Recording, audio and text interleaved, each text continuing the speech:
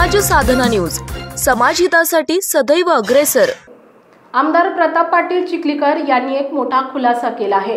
ते म्हणाले, मी स्वतःहून भाजप पक्ष सोडला नाही। देवेंद्र फडणवीस यांनी मला राष्ट्रवादीत पाठवले कारण त्यांना काही ॲडजस्टमेंट करायची होती।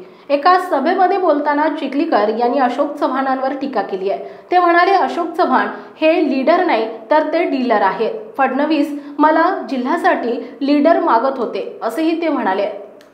चिखलीकर यांच्या म्हणण्यानुसार फडणवीस यांनी त्यांच्या सोयीसाठी त्यांना राष्ट्रवादी काँग्रेसमध्ये पाठवलं।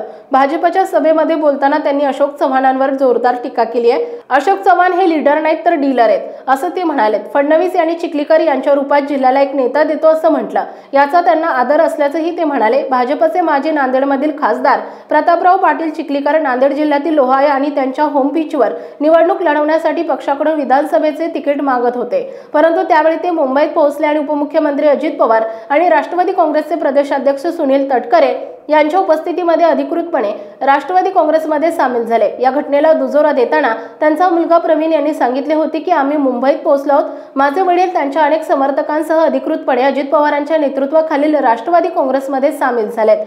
चिखलीकर यांनी वर्षानुवर्ष प्रतिनिधित्व केलेला लोहा विधानसभा मतदारसंघातून निवडणूक लढवण्याच्या वडिलांच्या निर्णयाबद्दल विचारलं असता प्रवीण म्हणाले, महायुतीच्या जागा वाटप सूत्रानुसार हा लोहा विधानसभा मतदारसंघ राष्ट्रवादीला देण्यात आलाय, त्यामुळे माझे वडील राष्ट्रवादी काँग्रेसचे उमेदवार म्हणून या विधानसभा मतदारसंघातून निवडणूक लढवणार आहेत।